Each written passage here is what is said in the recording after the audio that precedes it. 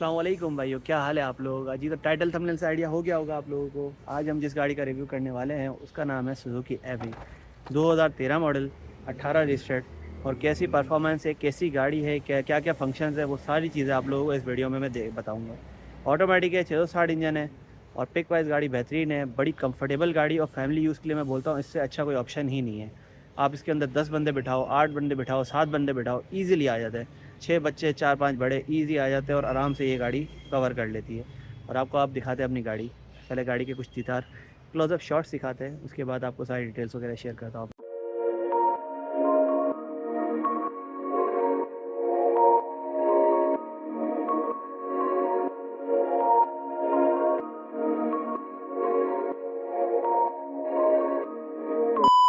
जी तो भाई, ये है हमारी गाड़ी सुजुकी एवरी 2013-18 मॉडल। जी तो भाई, देखिए आपने सारे सिनेमेटिक शॉट्स। अब आपको उसका इंटीरियर चेक कराते हैं। आए हाय हाय, व्हाट अ लग्जरी इंटीरियर। ऐसा फील होता है कि कम बजट के अंदर आपने प्राडो ख़रीद ली है। ये चेक करें, ये इसके सारा फंक्शंस वगैरह आ गए, पावर विंडो, स्टीयरिंग वाले के ऑप्शंस, ये सारे रिट्रैक्टेबल्स का मिरर, ये सब चीज़ें यहीं से ऑपरेट होती है। ये इसका आ गया पावर स्टीयरिंग स्टिच के साथ। अच्छा, एक जो बेहतरीन फीचर इसके अंदर है ना, ये चेक करें, आप लोगों को दिखाता हूँ। 4 व्हील ड्राइव, क्या बेहतरीन फीचर है। अगर इसको हम ऑन करते हैं ना तो चारों पहियों में हमारी ये पावर पहुँचाता है, और अगर इसको ऑफ़ कर देते हैं तो जस्ट पीछे वाले जो 2 पहिए हैं उसी में ये पावर देता है। बाकी इसकी फॉग लाइट की लाइट है जो मेरे ख्याल में ख़राब है। बाकी हेडलाइट एडजस्टमेंट इसमें मिल जाती है हमें। और मीटर के अंदर क्या है, एलसीडी इंस्टॉल्ड है। बाकी ऑटोमेटिक गियर लीवर आ गया, साथ में एसी के फैंस और ये सारा एयर आउट इन वाला। बाकी जो इसके मीटर की बात की जाए, इसको ऑन करते हैं, इसमें वो जिगजैग वाला सीन नहीं है जो अल्टो में होता है, पूरा मीटर घूमता है वापस अपनी जगह पे आता है। ये सिंपल है। बाकी सारी ड्राइव वगैरह, इसकी डिटेल्स वगैरह, एवरेज भी शो नहीं करता मेरे ख्याल में। चेक कर लेते हैं। अब तक जो गाड़ी चल चुकी है वो गाड़ी की रनिंग 140 किलोमीटर, और इसका ट्रिप भी ये है 317 किलोमीटर, यानी ऑयल चेंज पे रखा हुआ होगा इसको। टोटल ये गाड़ी चली हुई है 1,01,474 किलोमीटर। और बाकी वही ट्रिप है, ट्रिप भी, और ये टोटल दिखा रहा है। मतलब इसके अंदर वो ऑप्शन नहीं है, क्या नाम है इसका, एवरेज वाला। इसमें parking, reverse, neutral, drive, D पे रख के इसमें मेरे ख्याल में 4 या 5 गियर होते हैं जो इसको चलाते हैं गाड़ी को। सेकंड गियर लिखा हुआ, और नीचे जो एल का मतलब ये लोअर लास्ट गियर है, यानी फर्स्ट गियर होता है जो हम चढ़ाई वगैरह पे रखते हैं। सीट बेल्ट का ऑप्शन दे रहा है। एयर बैग का इसके अंदर फंक्शन है, एक एयर बैग हमें यहाँ मिल जाता है और दूसरा एयर बैग हमें यहाँ मिल जाता है। बाकी और कहीं पे कुछ शो नहीं कर रहा। एक अदर लाइट मिल जाती है यहाँ पे वाइट कलर की एलईडी, ये इसका मिरर हो गया। बाकी ये क्या चीज़ है, ये शायद इसका रिकॉर्डर है, एसडी कार्ड लगता है जो इस पर लगा हुआ भी है। और ये सारे इसके फंक्शंस वगैरह, लेकिन ये वर्क किस तरह करता है आज तक ना मुझे समझ में आया ना मेरे मामू को। और इस पर एक ये रडार सेंसर है शायद, ये पता नहीं किस चीज़ का है, मैं बाहर से आपको दिखाता हूँ। और बाकी वैनिटी मिरर जो है वो पैसेंजर साइड, ड्राइवर साइड पे नहीं है, पैसेंजर साइड पे हमें वैनिटी मिरर यहाँ भी नहीं मिलता। बाकी इधर हैंडल्स वगैरह हैं ताकि इसको पकड़ के आप ऊपर इजीली उतरना चढ़ना कर सकें। बाकी इसी तरह से हैंडल यहाँ पर है, एक हैंडल यहाँ पर है, पीछे दिया हुआ है। और पीछे बैक साइड पे एक लाइट है, वो पीछे जाके आप लोगों को पीछे का हिसाब किताब शो करता है। सीट बेल्ट एक यहाँ मिल जाती है फ्रंट पे, और बैक पे हमें सीट बेल्ट मिल जाती है। और इसके अलावा काफ़ी अच्छी हाइट है, डिस्टेंस वाइज काफ़ी अच्छा है। अगर बंदा हाइट 6 फीट भी है वो इतना आएगा तब भी उसकी छत पे सर नहीं लगेगा, तो ये काम बेहतरीन है इसका। और क्या रह गया, पावर स्टीयरिंग है, पावर विंडो है, पावर मिरर है, बाकी एलईडीज़ इंस्टॉल है। ये चेक करें, एलईडी की थ्रो है, और लाइट एडजस्टमेंट यहाँ से हो जाती है, इंडिकेटर वगैरह आ गए सारे। एसी वेंट्स वगैरह, एसी की जो मैक्स स्पीड्स की जाती है 4 पे जाती है। एसी अभी ऑन हुआ लेकिन गाड़ी ऑफ है, जस्ट फ़ैन चल रहा है। तो ये सारा सीन है इसका। और ये रियर वाला है, मेरे ख्याल में पीछे भी इसके वेंट्स होते हैं जो यहाँ से प्रेस करने पे ना पीछे की भी फ़ैन चलना शुरू हो जाते हैं। हो सकता है उस पर कूलिंग जाती हो, या हो सकता है वो एयर पास करते हो, उसका आइडिया नहीं है। बाकी ये मिल जाता है हमें 12 वोल्ट का शू, और ये होता है इसका क्लब बॉक्स। इसके अंदर भी एक चीज़ ये लगी हुई है, ये चीज़ और इस चीज़, अगर इन दोनों चीज़ों के बारे में किसी को पता है तो कमेंट्स में बताइए किस किस चीज़ों में काम आते हैं और इन चीज़ों का क्या नाम है। तो ये सारा सीन है। ये इसका बॉक्स आ गया, यहाँ कोई ऐसा कुछ है नहीं, और बाकी डैशबोर्ड बिल्कुल सिंपल है। ये एक इसके अंदर लगा हुआ है, अब ये क्या चीज़ है ये भी मुझे नहीं पता, ना मेरे मामू को समझ आया। मैंने गूगल किया तो शायद ये स्पीड मीटर है या टेम्परेचर मीटर है, ऐसा ही कुछ हिसाब किताब है इसका। और ये इसका आर्मरेस्ट वगैरह आ गया, ये इसको आप ऑफ ऊपर कर दो, ठीक है, नीचे कर दो तो एक बच्चा इधर बैठ जाता है और आगे सारे बंदे इजीली आ जाते हैं। चलिए जी, फ्रंट तो आपने देख लिया, अब आप लोगों को पीछे पैसेंजर साइड दिखाते हैं। इसका वही बोलान वाला सिस्टम, लेकिन उससे काफ़ी बेहतर ये लगे हुए हैं। आप ये फ़ोल्ड कर सकते हैं सीट्स, और ये आपकी सीट नीचे हो गई, सेम वही चीज़ वहाँ से कर सकते हैं। नीचे होने के बाद आप ये सीटें भी ऊपर करके जिस तरीके से ये फ़ोल्ड हो जाते हैं, और ये यहाँ पे क्लिप से हैंग हो जाते हैं। तो ये हो गया फिक्स। ये आप ख़त्म करके अच्छा खासा लग्जरी स्पेस ला सकते हैं। यहाँ पे स्टोरेज रख सकते हैं, कंपार्टमेंट है पूरा बेहतरीन किस्म का। तो गाड़ी स्पेस वाइज मैं बोलता हूँ बहुत ही नेक्स्ट लेवल चीज़ है। प्राइस की बात की जाए, प्राइस मुझे नहीं पता भाई, मेरे को बिल्कुल आइडिया नहीं। आप अपनी मार्केट के साथ चेक कर सकते हैं क्या प्राइस है। अब बैक पे आ जाते हैं, बैक पे हमें मिल जाता है कि कार्ड लगा हुआ है, इसका कैमरा इंस्टॉल है, बाकी लाइट्स वगैरह है, एक पीछे रिवर्स वाइपर है और ये हेलोजन बल्ब और ये वाइपर वॉशर। डिक्की चेक करते होए होए होए होए फुल ऐसा लगता है लग्जरी वैन के अंदर आ गया, यकीन मानो सब बेहतरीन है उसका कंफर्ट। हालांकि टायर आप साइज़ देखो इतने छोटे हैं कि मेहरान या मेरे ख्याल में कल्टस के टायर लगे हुए, लेकिन गाड़ी और उस पर ये परफॉर्मेंस बहुत नेक्स्ट लेवल। इसी तरह ये सीट भी फोल्ड हो जाती है, चारों सीटें फोल्ड हो जाती हैं और एक क्लिप इसका यहाँ पर अटैच हो जाता है और ये अच्छा खासा स्पेस हो जाता है। इसको थोड़ा इग्नोर करिएगा, बच्चे खेलते करते हैं, इधर काफ़ी बच्चे हैं हमारे मामू के, वो सारे इसी गाड़ी में आ जाता है। पीछे की साइड पे एक आधा ये लाइट मिल जाती है और इसके अलावा और क्या मिलता है, बस यही मिलता है। और ये शायद डिफॉगर के हैं, ये जो नमी शमी आती है ना सब क्लियर करने, लेकिन इसके तार निकले हुए हैं, दोनों साइडों के तार निकले हुए हैं और ये शॉक्स लगे हुए हैं। और क्या चीज़ बताएं, बस है यही सब कुछ है। और पीछे वाले इसमें आर्म रेस्ट में कप होल्डर मिल जाता है, पीछे करो तो अच्छे खासे बंदे इजीली आगे की तरफ ही बैठ जाते हैं पैसेंजर साइड पे। ये सारा सीन है। प्यारे सब्सक्राइबर भाई हैं वो भी आ रहे हैं अपनी मेहरान लेके, जिन्होंने मुझे मशवरा दिया था विट्स के एसी लगवाए। विट्स की एसी कूलिंग आहा कराची में अभी सक्कर में कैसा है उनकी मेहरान पे टेस्ट करेंगे, वो आ जाएंगे तो उनका रिव्यू लेंगे, उसकी एक सेपरेट वीडियो बनाएंगे। अभी की हमारी वीडियो टोटल होने वाली है इस गाड़ी के ऊपर। आगे से फ्रंट भी दिखा देते हैं, सेम यही चीज़ है। यहाँ का भी हिसाब किताब ऐसा ही है कुछ। ये चेक करें स्पेस वगैरह हर चीज़ ओके। मेरे को गाड़ी बेचनी नहीं है कि मैं आपको खोल के सीले फिले दिखाऊँ, बाकी चीज़ें दिखाऊँ। गाड़ी है बेहतरीन, सेम चीज़ यहाँ का है, ये चेक करें। और ये गाड़ी आराम से हाईवे पे 100-120 मारती है। मैं खुद हैरान हो गया, मैंने ये डब्बा भाई कैरी डब्बा उलट जाता था, ये इजीली 100-120 मारते। लेकिन जापानीज़ टेक्नोलॉजी ना, जापान है भाई, जो बात है। इसका इंजन कहाँ होता है, यहाँ इसका इंजन नहीं होता, मैं आपको चेक कराता हूँ।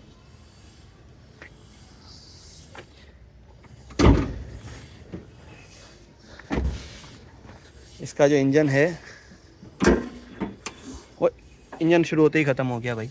यहाँ जस्ट होता है अपना रेडिएटर होता है, कंडेंसर होता है और अल्लाह आपका भला करे साथ में ये ब्रेक ऑयल की डब्बी हो गई, टॉप अप वाला सीन हो गया, ये रेडिएटर का, और ये वाइपर बॉटल हो गई भाई। इतना तो इसका फ्रंट का इसको बंद करते हैं। अगर मुझसे खुलता है तो मैं शो कराता हूँ। इसका होता है सीट के नीचे इंजन, लेकिन मुझे पता नहीं वो खुलता किस तरह है। ये तो नहीं है, इसकी कोई रस्सी टाइप कुछ होती है। हाँ ये देखें, ये चेक करें, यहाँ क्लिप्स लगे हुए हैं, इस क्लिप को खोलना पड़ता है और ये दूसरी साइड का खोलेंगे, ये खुल गया। अब इसको ऊपर कर देंगे जी। इसका जो बोनेट खुलता है वो यहाँ से खुलता है और इसका जो फ्यूल टैंक है वो यहाँ से खुलता है। फ्यूल टैंक कहाँ पर है, इसका फ्यूल टैंक होता है यहाँ पे सीट के नीचे ही जी। तो भाई ड्राइविंग पे हम आ चुके हैं, गाड़ी रोड पे निकाल दी है। अब चेक करते हैं कि कैसा परफॉर्मेंस रहता है। गाड़ी अभी डी पे रखी हुई हमने। इसमें 3 मोड्स होते हैं तकरीबन। एक होता है अपना पार्किंग, दूसरा रिवर्स, तीसरा न्यूट्रल और चौथा ड्राइव। और बाकी दूसरा गियर और एल और 2 का मतलब है दूसरा गियर और एल का मतलब है सबसे फर्स्ट गियर। ये हम चढ़ाई वगैरह पे यूज़ करते हैं। अभी एसी वगैरह नहीं चलाया, गर्मी आप हालत देख सकते हैं, गर्मी पीक की। हालांकि शाम का टाइम हो रहा है, तकरीबन 4 साढ़े 4 हो रहे होंगे, लेकिन गर्मी बहुत क्लास की हो रही है। तो अब चलते हैं, आपको रिव्यू की तरफ कंटिन्यू करते हैं। अब ये चेक करते हैं गाड़ी की परफॉर्मेंस कैसी है।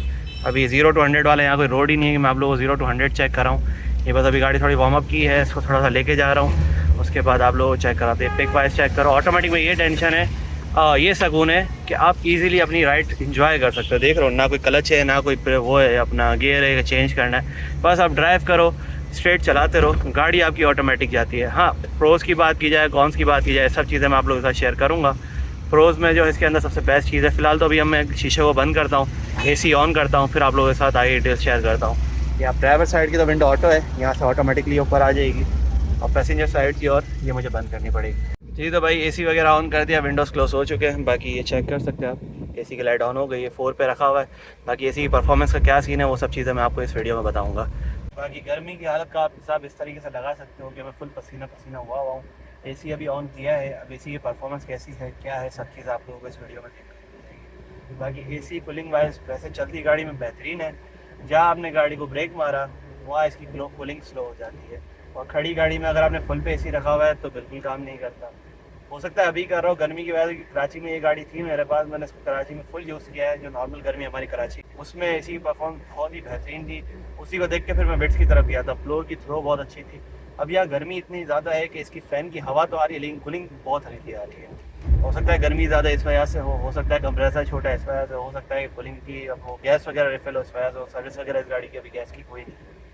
बाकी चलते हुए जैसे अभी चल रही है गाड़ी ओके चल रहा है, जैसे ही गाड़ी को मैं रिवर्स पे करूँगा तो गाड़ी का एसी बंद हो जाएगा, मतलब फ़ैन चल रहा होगा, कूलिंग एकदम गायब हो जाती है और फ़ौरन से ही गर्म हवा आना शुरू हो जाती है। अब ये इस एवरी के अंदर मसला है या वैसे ही एवरी के अंदर होता यही चीज़ है, ये चीज़ें आप लोगों ने मुझे कमेंट में बतानी है जो एवरी यूज़र है।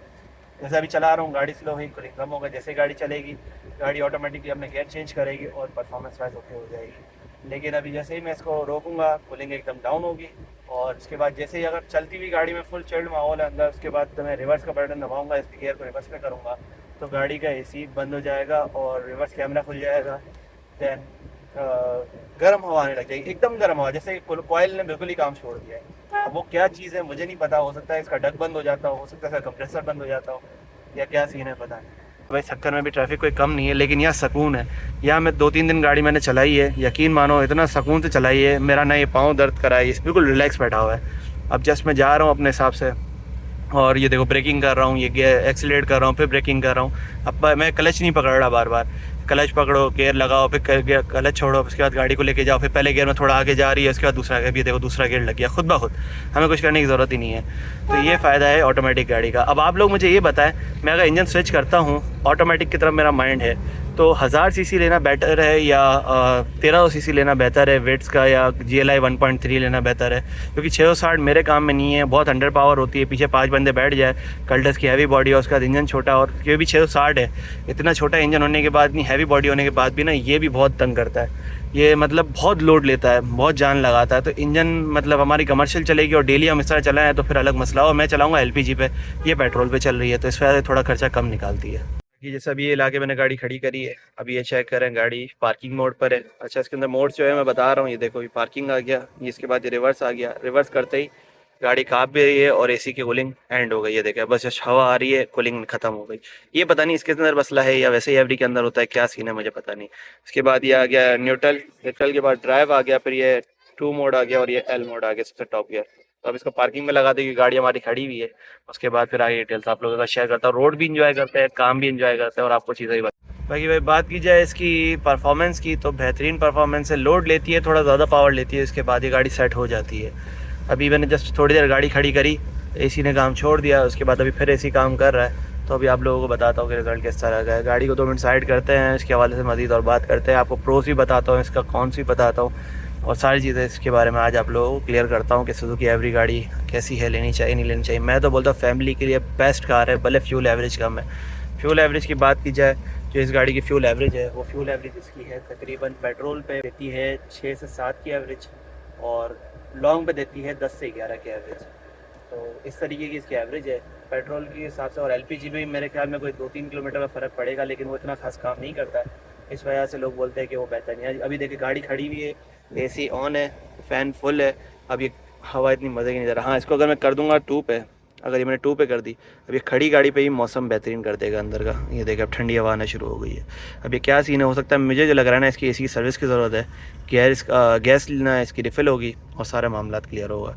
बाकी प्रोस की बात मैंने बता दी आपको कि इसके अंदर फैमिली बंदा ईज़िली, चाहे वो 6 बंदे हो, 7 बंदे हो, 8 बंदे हो, 9 बंदे हो, बैठ सकते हैं। 5-6 आगे, 3 आगे बैठ जाते हैं, बच्चे वगैरह आगे, एक बच्चा आ जाता है, बाकी 2 बड़े इधर बैठ जाते हैं। और सीटिंग कैपेसिटी की मैं बता रहा हूँ आपको, पीछे की साइड पे ये 2-3 बंदे बैठ जाते हैं, उसके पीछे 4 बंदे और बैठ जाते हैं, तकरीबन 3 और 4 7 और 3 हो गए आपके 8 9 10 बंदे, यानी 8 से 10 बंदे आप इजीली इस गाड़ी के अंदर ले जा सकते हैं। आप और मज़ीद भी बैठा सकते हैं, छोटे छोटे बच्चे होते हैं वो सारे पीछे आ जाते हैं, 5 से 6 बच्चे पीछे आ गए और 5-6 बड़े आगे आ गए, तब भी ये गाड़ी बिल्कुल ओके चलती है, पावर वाइज ओके रहती है, हाईवे पे ओके रहती है, लॉन्ग पे ओके रहती है, कोई भी इशू नहीं करती है। तो ये सारा सीन है। प्रोस की बात हो गई है। और दूसरी बात, इसका AC बेहतरीन है, ऑटोमेटिक है, गैस गियर स्विच ऑटोमेटिक होते हैं। हाँ ये है कि थोड़ा आप रेस ज़्यादा दे रहे हो, भाग रही कम होती है, बचती ज़्यादा, ये मेरे ख्याल में हर ऑटोमेटिक गाड़ी के अंदर होता है 660 वाली, क्योंकि 660 इंजन छोटा होता है, वो थोड़ा सा लोड लेता है, पावर बनाता है, उसके बाद गाड़ी को पावर बूस्ट करता है। जी तो भाई ये हो गई इसकी सारी प्रोस की बात। अब बात करते हैं इसके कॉन्स की। कॉन ये है कि जैसे ये चढ़ाई पे जाती है, गाड़ी अंडर पावर हो जाती है, फिर AC इसका बंद करना पड़ता है, तब जाके चढ़ाई के ऊपर चढ़ती है। उसके बाद चढ़ ऐसे भी जाती है, अगर आपकी गाड़ी स्पीड में हो ना, अब एकदम आप ब्रेक मारो, उसके बाद आप चढ़ाई पे चढ़ो, तब जाके गाड़ी थोड़ा सा इशू करती है। और उसके बाद जैसे आपको बता चुका हूँ, खड़ी गाड़ी हो, जैसे अभी गाड़ी खड़ी है 2 पे, लेकिन AC नॉर्मल काम कर रहा है, नॉर्मल कूलिंग कर रहा है, इसको अगर मैं फुल कर दूँगा तो ये AC अपना काम छोड़ देगा, गाड़ी भी देखो शायद ये कांपने लग गई, आवाज़ करने लग गई है। तो ये सारा सीन है, इस पर लोड आ जाता है। हो सकता है ट्यूनिंग सर्विस भी ना हुई हो, इस वजह से हो रहा हो, लेकिन जो मैं बोल रहा हूँ ना, ये गाड़ी फैमिली यूज़ के हिसाब से मैं बोलता हूँ बेहतरीन गाड़ी है। एसी इसका चिल होता है। अभी फ़िलहाल एसी या परफॉर्मेंस देखिए इस तरह की है कि मुझे ना गर्मी लग रही है ना सर्दी लग रही है, नॉर्मल है। बहुत ठंडा भी नहीं किया और बहुत गर्म भी नहीं है कि मैं अंदर बैठ नहीं सकता। तो ये सारा सीन है। कॉन्स के अंदर एक ये चीज़ हो गई एसी की, और दूसरी चीज़ हो गई कि आप जब लोड हो उसके बाद एसी ऑफ करके चढ़ाना पड़ता है। तीसरी चीज़ मैं और क्या बताऊँ इसके बारे में आपको, इसलिए मैं चाह रहा था कि मैं अपने मामू को लेकर आऊँ या किसी ऐसे बंदे को लेकर आऊँ जिसको इस गाड़ी के बारे में नॉलेज हो। हाँ, एक और चीज़ इस गाड़ी में जो हमें मिलता है ना यार, सबसे बेहतरीन फ़ीचर ये देखो, ये पावर स्टीयरिंग, ये इसका बेहतरीन फ़ीचर है। और दूसरी चीज़ के अंदर जो अच्छी है, पावर विंडोज़ आती है, ड्राइवर साइड ऑटो विंडो है, खुद ही डाउन आएगी। ये ऑटोमेटिक ऊपर कर दे खुद ही ऊपर जाएगी। बाकी सारी विंडोज़ इसकी पावर है, ये भी पावर से ऑपरेट होती है, पीछे वाली पावर से होती है। और पीछे जो इसका है डायरेक्टली वो यार डिग्गी बहुत बड़ी डिग्गी, आप इजीली अपना स्टोरेज कर सकते हो, अपने कार्गो में चला सकते हो, अपनी फैमिली यूज़ में ले सकते हो। उस हिसाब से गाड़ी बिल्कुल बेहतरीन और सॉलिड है। और ये सर, हाँ, मैं एक और चीज़ जो प्रो इसके अंदर, इसकी जो विजुअल्स है ना बहुत ही बेहतरीन है यार। आपको इजीली यहाँ बैठे बैठे बाहर का पूरा एरिया कवर होता है और यहाँ से भी कवर होता है। मैं आपको शीशे के बारे में लास्ट वीडियो में बता चुका, उसका शीशा डाउन करो, आर पार इतनी प्यारी हवा चलती है कि आपको क्या ही बताऊँ, ऐसा बेहतरीन मज़ा कराती है। तो ये सारा सीन है। एक और प्रो इसका ये है कि भाई आगे बोनेट ही नहीं है, इतना सा तो बोनेट है। अब मैं गाड़ी के हिसाब से थोड़ी डिस्टेंस रख के खड़ी कर रहा होता हूँ, अब सम टाइम ऐसा लगता है कि गाड़ी लगने वाली है। चलो जी भाई, एसी बंद करो, एसी बंद करो, शाबाश। मामू जी का खर्चा नहीं बढ़ाओ, ऐसा ना हो मामू जी बोले बेटा तूने वीडियो तो बना ली, मेरा कांटा। अब ये मामू ने मुझे जब दी थी ना, ये गाड़ी हाफ टैंक पे थी, अब देखो इसका कांटा कहाँ चला गया। मतलब कवाली पड़े, इससे बेहतर है कि हम इसको बंद कर दें गाड़ी को, इज्जत से शीशे नीचे। लेकिन शोर बहुत आएगा, शीशे भी ऊपर रहने देते क्योंकि वीडियो रिकॉर्ड हो जाए, उसके बाद हम उसकी शीशे राउंड करके बैठ जाएंगे। थोड़े थोड़े खोल लेते हैं और गाड़ी को इज्जत से बंद कर देते हैं। आपको स्टार्टअप चेक कराता हूँ। अभी गाड़ी को स्टार्ट करते हैं, हम देखेगा हाफ सेल्फ पे गाड़ी स्टार्ट है। ये जैसे मैंने सेल्फ दिया, जस्ट गाड़ी ऑन हो गई, कोई चू चू पैपे नहीं, सिंपल। आपने अपना इसको चलाने का तरीका भी चलो इस वीडियो में आप लोगों को बताता हूँ मैं, जिनको ऑटोमेटिक आइडिया नहीं है। इसके अंदर जो हैंड ब्रेक होता है ना, वो नीचे होता है, ये वाला, ये जो छोटा सा पेडल दिख रहा है, इसको हम पुश करते हैं, ये पुश हो गया, ये हैंड ब्रेक लग गया। अब जैसे हम इसको पुश करेंगे, ये बाहर आ गया, ये हैंड ब्रेक से हट गया। अब जो इसको चलाना है, पहले हमने इसको ब्रेक पे पाँव रखना होगा, देन हम ये लीवर को ये पुश कर सकते हैं और इसके गियर को चेंज कर सकते हैं। देख रहे हो ऊपर भी लाइट चेंज हो रही है और यहाँ से हम लीवर चेंज कर रहे हैं। ये पार्किंग मोड पे आ गया। अगर तो हम ब्रेक नहीं दबाते, अभी ब्रेक से पाँव हटा हुआ है, अब इसको मैं दबाऊंगा ना, ये बटन ही नहीं दबेगा, गियर हिलेगा ही नहीं अपनी जगह से। ये चीज़ हो गई। अब इसको पहले हम पुश करेंगे, पुश करने के बाद इसको हम नीचे करेंगे डी पे, ये डी पे आ गया। अब इसके बाद आगे सावधानी से, क्योंकि मुझे वीडियो भी बनानी है और गाड़ी भी ड्राइव करनी है, मैं आप लोगों को दिखाता हूँ। जस्ट मैंने ब्रेक से पाँव हटाया, ये देखें, ना मैंने क्लच को रेस को पाँव दिए रखा है, ना मैंने ब्रेक पे पाँव रखा है, गाड़ी ऑटोमेटिकली ही आगे जाने लग गई है। अब इसको आप चेक कराता हूँ, बिल्कुल हल्के पाँव से हम ये चलाएँगे। ये गाड़ी के बगैर इसी के पिक चेक करो यार, क्या बेहतरीन पिक आ रही है। देखो अभी मैं इसको RPM दूँगा, ये जा रही है, जा रही है, जा रही है, जा रही है। और ये एकदम इसकी ये ब्रेकिंग, यार इसकी ब्रेकिंग मैं बोलता हूँ यार बहुत ही नेक्स्ट लेवल ब्रेकिंग है। कल्टस की ब्रेकिंग भी है, पुश ब्रेक है, लेकिन ऐसी नहीं है जितनी इसकी सॉलिड ब्रेक है। बड़ा टाइट मज़ा आता है इसको चलाने में। इस तरीके का सीन है। अब ये देखो पिक कितनी सॉलिड आ रही है, मतलब लोड होता है तो ऐसा लगता है कि बहुत लोड ले रही है, लेकिन जब आप सिंगल हो या 2-3 बंदे हो फिर गाड़ी एकदम शूट मारती है। अब ये देखो, ये इसका जा रहा है, पहला ही गियर चल रहा है और पहले गियर में मैं आपको स्पीड चेक करा देता हूँ। तकरीबन गाड़ी हमारी 20 की स्पीड पर है। देख रहे हो कोई टेंशन नहीं, मतलब ट्रैफिक भी हम क्रॉस कर रहे हैं तो बिल्कुल सुकून से है। गियर भी खुद लग रहा है और ब्रेकिंग भी सारा कुछ खुद हो रही है, ना क्लच पकड़ना पड़ रहा है, ना बार बार लेवर चेंज करना पड़ा है, कुछ भी नहीं करना पड़ रहा। तो ये सारा सीन है भाई। चलो चलो चलो चलो, अब देखो ये आया रिक्शा, मैंने सिर्फ ब्रेक मारा, क्लच का कोई सेटअप ही नहीं है। अभी इधर से जगह दे, यहाँ थोड़ा सा रश वश लगा हुआ है, किस चीज़ का नो आइडिया। हम निकलते हैं अपनी वीडियो की तरफ ताकि हमें लेट ना हो, क्योंकि थोड़ा सा काम भी निपटाना है, टाइम बहुत शॉर्ट होता है। अभी पहला गियर था, ऐसे स्विच करके दूसरा गियर किया। आप लोगों को मीटर भी साथ साथ दिखा रहा हूँ ताकि आपको आइडिया होता रहे। अभी चल रही है दूसरे गियर पे, या अभी पहला गियर फिर से शायद कर दिया, नहीं ये दूसरा गियर है। थर्ड गियर से दूसरे पे स्विच किया क्योंकि मैंने थोड़ा सा RPM बढ़ा दिया था। अब ये देखें गाड़ी कितनी स्पीड पे जा रही है, गाड़ी जा रही है इस टाइम पे 20+ की स्पीड पे। अब जैसे थोड़ा सा रास्ता मिला, आगे रास्ता ही नहीं है, मैं क्या गाड़ी चलाऊँ। चलें कोई नहीं, इसको ऑफ करते हैं अभी दोबारा से। अभी 40 की स्पीड पे जा रही है, ये दूसरा गियर है। अभी जैसे मैं इसको 40 क्रॉस करूँगा ऑटोमेटिकली गाड़ी का ये भाई मुझे नहीं लगता कि ये मुझे तीसरा गियर चौथा गियर मारने की कोई यहाँ पे सेटिंग बन सकती है। मैं अगर लॉन्ग पे ले गया तो उस पर शो कर दूंगा, नहीं तो अभी फ़िलहाल इसी तरह ही आपको गाइड कर देता हूँ। अभी जा रही है गाड़ी,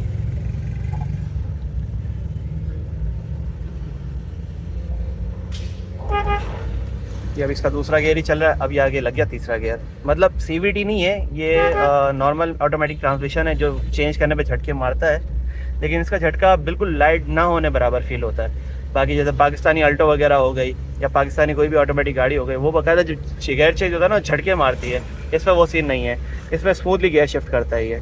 अभी देखो सुकून से हम जा रहे हैं, गाड़ी 40 की स्पीड पर क्रूज़ कर रही है और मेरे ख्याल में कोई तीसरा या दूसरा गियर चल रहा होगा, गियर का नहीं पता चलता भाई। ये चीज़ इसके अंदर 2 चीज़ मैं मिसिंग में बोलता हूँ जो मैं मिस करता हूँ, एक तो उस पर RPM मीटर नहीं है और दूसरी चीज़ के अंदर गियर कौन सा चल रहा है वो पता नहीं चलता। जो नई अल्टो में है ना वो गियर स्विच शिफ्ट करते करते वहाँ मीटर के अंदर शो कर रहा होता है कौन सा गियर है।